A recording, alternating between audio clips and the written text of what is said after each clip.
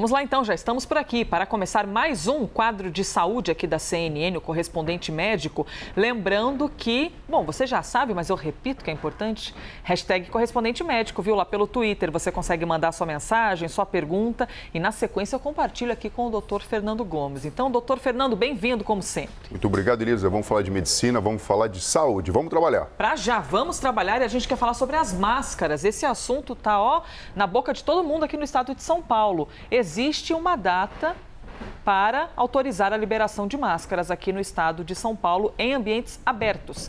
A partir do dia 11 de dezembro, o item de proteção contra a Covid-19 não será mais obrigatório nos ambientes abertos. Continua sendo obrigatório em locais fechados e no transporte público. Só que tem um detalhe importante aí. Mesmo que haja essa determinação do estado de São Paulo, a decisão cabe também às prefeituras das cidades paulistas.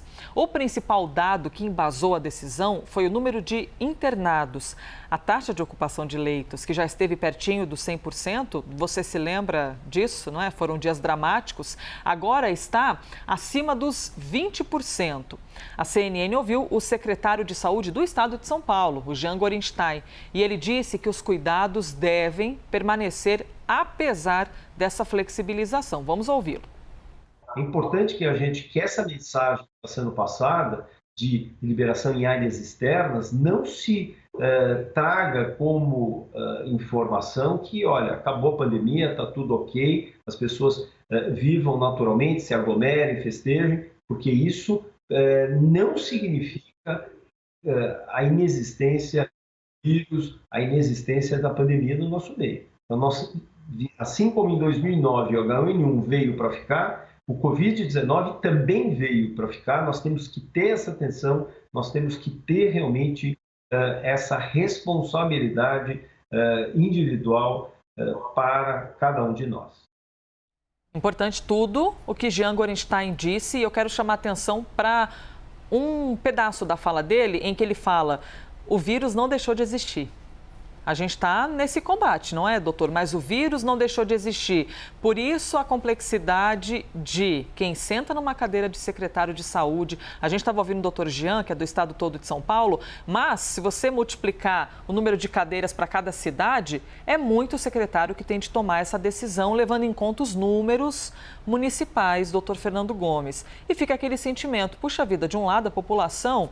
Sinceridade aqui, natural. Está todo mundo cansado de usar máscara, né? Isso é absolutamente normal. Mas não quer dizer que a gente não tenha de seguir as regras. Não é porque a gente não gosta das regras que a gente não é obrigado a segui-las.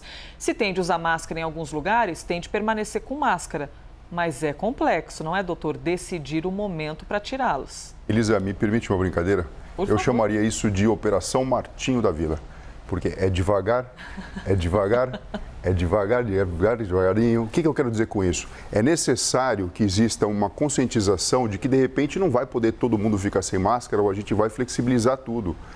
Passo a passo. Então, primeiro, lugar público aberto, tendo que lugar fechado, lugar onde existe uma aglomeração de pessoas, é necessário manter os cuidados. Mas se a gente não tiver esse olhar de colocar a cabeça um pouquinho para fora, dar um passo, olhar a estatística, olhar como é que está a taxa de ocupação em UTI, como é que está a evolução do número de óbitos, número de casos novos, a gente fica numa situação amarrada. O que eu quero dizer com isso? O coronavírus veio para ficar, independente de qualquer coisa, como, por exemplo, o vírus da gripe. E a gente vai ter que saber lidar com isso com bastante inteligência e parcimônia. Então é devagar, Elisa, é devagar. Doutor, é devagar, devagarinho, que tem ainda um negócio bem complexo aí. Vamos supor que a cidade onde você mora, algumas cidades, poucas, já fizeram isso. O Rio de Janeiro tem vivido esses momentos, é um exemplo. Você não usa máscara ao ar livre, mas aí você vai entrar numa loja. Aí você esquece de colocar máscara. Aí quem trabalha na loja vai ter de ficar atento. Opa, não, o senhor tem de voltar. Não, a senhora tem de colocar. Não, mas está atendendo aqui. Acaba que continua sendo uma responsabilidade individual, não é? Porque a gente não tem de ter babá ou um cuidador para o tempo inteiro dizer o que a gente tem de fazer. Só que quando as prefeituras dependem do bom senso das pessoas, o bom senso é tão relativo, não é, doutor? Ô, Elisa, quando você fala em relação ao comércio, quando a gente entra aqui na CNN para trabalhar, assim que você passa a porta de vidro que abre, existe um depositário de máscara que você pode pegar e colocar caso você tenha que trocar sua máscara e assim sucessivamente. Exato. Talvez a alternativa seja uma combinação entre o bom senso individual de cada um E a gente sabe que aqui é colocar empatia em prática, porque a gente sabe que quando a gente coloca essa barreira, a gente está protegendo não só a gente, mas os outros também. E também a própria questão do comércio, de, enfim, se você quer tanto cliente, então ajuda, na verdade, ele nesse processo que pode ser realmente um desafio. Porque, assim, é muito mais simples quando a gente dá uma ordem igual, né? Um comando igual, máscara sempre. Quando a gente começa a fazer esse vai e vem, é que os problemas podem acontecer. Mas a gente já está numa situação um pouco mais favorável. Doutor, se a gente perguntar assim, qual é o momento correto para liberar máscara? É difícil resolver essa equação, não é? Mas, de certa forma, a população, em parte, já está com o ciclo vacinal completo, em breve uma terceira aplicação da chamada dose extra. Se tem um momento para liberar, se a gente lá no passado pudesse observar, quando vai liberar a máscara? Bom, quando tiver quase todo mundo vacinado. E esse momento chegou. Mas, ao mesmo tempo, não é certeza de que está tudo absolutamente controlado. Mas é um momento realmente que ele faz sentido, né? Diferente de no passado, quando existia uma certa implicância ou algum movimento de não utilizar máscara, veja, as pessoas estão vacinadas, a gente está com mais de 70% da população, isso é um número realmente robusto. A gente tem números objetivos de taxa de ocupação em terapia intensiva, porque o grande problema é o gargalo, de repente todo mundo fica doente, a gente lota a UTI e pessoas que poderiam ter, na verdade, a sua vida preservada sequer têm acesso a um tratamento avançado. Então, a realidade é um pouco diferente e talvez o momento seja agora, mas assim, passo a passo. Doutora, eu até lembrei de uma questão aqui, eu já vou trazer o próximo assunto, a referência com outros países. A Alemanha, por exemplo, tem vivido um momento de avanço da doença, batendo recorde de mortes, e é um dos países que menos vacinou no continente europeu. Esse é um dado importante para a gente, principalmente ressaltar a importância da vacina?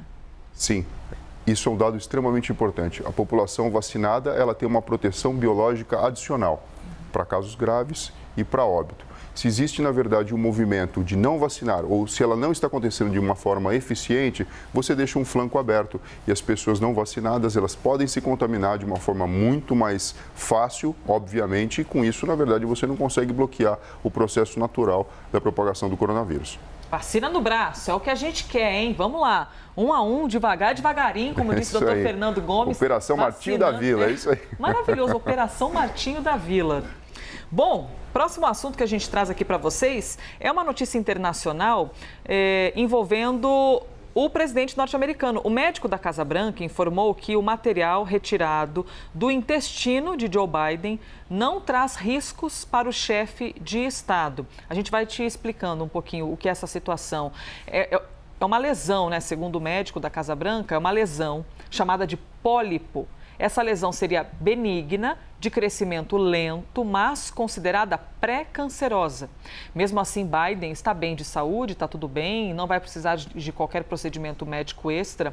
E, segundo informações da Casa Branca, ele está apto a continuar no cargo. Joe Biden, que está aparecendo aqui na tela, é um senhor experiente, 79 anos vividos, e passou por uma colonoscopia na última semana. Doutor Fernando Gomes, para quem nunca ouviu falar pólipo, o que é isso, pólipo? Pólipo é uma projeção da parede do intestino grosso para dentro da sua luz. Imagina um tubo que de repente deveria ser liso por dentro e você tem uma projeção que faz com que você perceba que alguma coisa não está acontecendo da forma mais natural possível. E acaba sendo uma alteração, uma lesão que pode predispor ao desenvolvimento do câncer. Então, uma vez identificado, é feita a sua remoção, enviado para a anatomia patológica e dessa forma, então, no caso, o paciente fica protegido de ter uma evolução cancerígena. Doutora, a Casa Branca informou que é uma lesão não benigna, mas tem essa palavrinha aí, pré-cancerosa. Isso já causa uma preocupação. Que é benigna. Isso, pronto. Obrigada pela correção, Guilherme, nosso editor-chefe. Que é benigna, mas é uma lesão pré-cancerosa, então preocupa. Porque ela pode predispor. Por isso que muitas vezes existem orientações em diversas doenças de realizarmos triagem, por exemplo, câncer de mama, câncer de próstata e, por que não, também o aparelho digestivo. Lembrando que muitas vezes um câncer coloretal, ele pode aparecer de uma forma muito insidiosa, Elisa. A pessoa pode ter dificuldade para evacuar, pode ter sangue nas fezes, pode ter dor, desconforto, pode ter mudança do próprio peso, uma síndrome consumptiva, mas muitas vezes também pode não ter nada. Então, através de uma colonoscopia, que basicamente é uma endoscopia para se verificar todo o aspecto interior do intestino grosso, é possível detectar lesões que nós sabemos já na medicina que têm uma predisposição maior a se transformarem no câncer. E isso principalmente quando você associa hábitos como, por exemplo, o tabagismo, dietas muito gordurosas, pobre em fibras, história familiar e assim sucessivamente. E quando a gente fala de uma lesão como essa de pólipo, que é uma lesão pré-cancerígena, e isso causa uma preocupação, significa que pode ser por um hábito ruim da pessoa ou uma questão absolutamente genética? O que mais? Porque quando a gente fala de câncer, o senhor cita muito isso para a gente, questões genéticas também. Sim, né? São as duas coisas. Existe uma predisposição genética e a presença, por exemplo, do pólipo faz com que esse aspecto interno do intestino ele fique mais favorável para que aconteçam mutações e células que são benignas se transformem em células malignas que comecem a se proliferar de uma forma desgovernada. Por isso que sempre a combinação das duas coisas a gente precisa levar em consideração quando examinamos um paciente. Saber o histórico familiar, e isso traz bastante informação referente à própria carga genética, até a própria avaliação genética, por exemplo, de uma lesão, como também como é o estilo de vida daquela pessoa. Então, algumas coisas a gente já sabe que realmente fazem mal, beber bebida alcoólica em excesso, fumar, comer de uma forma copiosa, principalmente comida muito gordurosa, ingerir pouca fibra, atrapalhando assim o trânsito intestinal. São alguns indícios, enfim, passos que as pessoas podem tomar no seu dia a dia e que a longo prazo, de repente, o indivíduo tem um pólipo que era para ser só um pólipo e se transforma num câncer coloretal. Não cuidou, não é? Então, Exato. Só ressaltando aqui para vocês que nos assistem, é um pólipo, é benigno, de crescimento lento, mas considerado pré-canceroso. Por isso, atenção ali voltada, evidentemente, para o presidente dos Estados Unidos. Doutor Fernando Gomes, bem que o senhor falou, olha, quando a gente falou de TDAH aqui no jornal e acabou o quadro, o doutor Fernando falou, nossa, esse assunto é muito bom e as pessoas têm tantas dúvidas e tantas pessoas são acometidas por esse tipo de transtorno e às vezes nem sabem. Dito e feito, viu? O que chegou de pergunta quando a gente trouxe esse tema sobre transtorno de déficit de atenção com hiperatividade. Por isso, vamos mostrar perguntas que chegaram pela nossa rede social. Vamos ver se você se identifica, viu? A pergunta de um telespectador pode ser parecida com a sua. Milton Bolonha, meu filho foi diagnosticado com TDAH. Tenho traços genéticos de Alzheimer e casos na família. O TDAH pode estar ligado ao Alzheimer?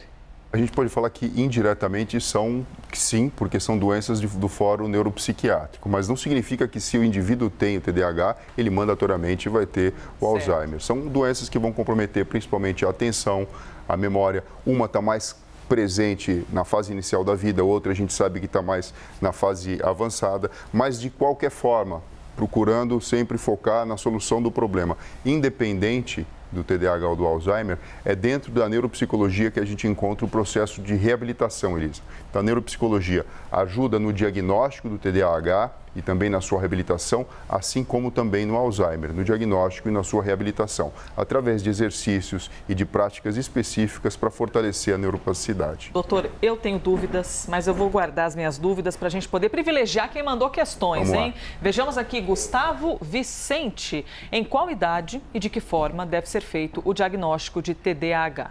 Bom, a idade o mais precoce possível. Você notou que alguma coisa diferente, você vai procurar um especialista, um neurologista infantil, um neuropsiquiatra, enfim. E dessa forma, fazendo uma triagem com exames de imagem, exames de eletrofisiologia, história clínica, avaliação propriamente dita, apoio até mesmo para trazer informação da família e dos professores, você consegue estabelecer esse diagnóstico. E por que é tão importante fazer esse diagnóstico precoce? Porque você favorece o desenvolvimento da criança de uma forma adequada, oferecendo para ela não simplesmente a questão do tratamento medicamentoso, se houver essa necessidade, mas também todo um aparato em volta que ajuda com que essa criança venha aprender e ter um bom desenvolvimento escolar. Doutor Fernando, aqui tem mais, olha, só esse cantinho que eu abri aqui da rede social tem mais de 30 mensagens. Não temos tempo para tudo isso, mas temos tempo para ler a mensagem da Nath Silva. Nath, obrigada por você ter mandado a sua pergunta, aliás, um comentário para a gente. E já trarei também aqui a questão do Murilo. É que ela falou o seguinte, fui diagnosticada depois dos 40, então eu sofri muito antes de saber que tinha TDAH. Hoje entendo toda a minha angústia, sensação de incompetência, de ouvir que eu não prestava atenção nas coisas, enfim, eu fui muito taxada e me deixei ser sem saber que estes pejorativos eram um problema neurológico. Olha só, depois dos 40 anos, 4 décadas, passando por situações de ser muitas vezes minimizada, né, julgada não capaz, mas na verdade deveria ter sido diagnosticada com TDAH. Por isso que é tão importante a gente falar de saúde mental. Faz todo sentido. Desculpa, doutor, só vou emendar então Sim. com a pergunta do Murilo Carvalho. Se o TDAH leva à ansiedade ou a ansiedade leva ao TDAH, porque mexe com a pessoa. São patologias, transtornos diferentes, mas que têm muita coisa em comum. O indivíduo com TDAH, ele pode ser uma pessoa ansiosa, mas não significa que quem tem ansiedade mandatoriamente vai evoluir com o quadro TDAH. O fato é, se a gente não fala sobre saúde mental, a gente acaba, na verdade, deixando passar em branco muitas coisas que podem ser detectadas e tratadas de uma forma pertinente. Diferente das outras doenças do corpo físico, que elas estão evidentes, os transtornos mentais, muitas vezes, eles se escondem. E com isso, as pessoas acabam sofrendo, Elisa, porque perdem a chance de ter um diagnóstico no momento adequado. E com isso, na verdade, tem um apoio, não só da sua família, mas de todos em volta, para que a pessoa possa ter uma vida mais plena. Ai, doutor Fernando, preciso encerrar, mas tem tantos comentários. O Miranda dizendo que aos 7 anos a mãe dele levou ele a uma psicóloga e fechou o diagnóstico precocemente, que coisa boa. A Dani dizendo que o sobrinho tem 9 anos e é difícil encontrar escolas profissionais, educadores preparados para atender crianças com esse diagnóstico. Está aí mais uma linha de raciocínio interessante, hein? O Ederson dizendo que é estudante de jornalismo e quando ele tinha de revisar matérias, revisava 5 vezes e ainda mandava as matérias com erros. E tudo que eu errava eram coisas que eu já sabia. Então eu não entendi o que era até que eu fui diagnosticado com TDAH. Procure ajuda. Minha nossa, as pessoas podem viver melhor, né, doutor? Às vezes só não tem o diagnóstico. Exato, Elisa. É importante a gente se conscientizar e principalmente procurar ajuda especializada para esse assunto. Doutor, obrigada por mais um dia. Obrigado a você, Elisa. Pessoal, se cuidem e até breve. E se um dia eu esquecer o nome do senhor, me distrai aqui, o senhor me diz, hein? Se eu tô com TDAH ou se eu tô com alguma coisa de esquecimento além da conta. Este foi mais um Correspondente Médico.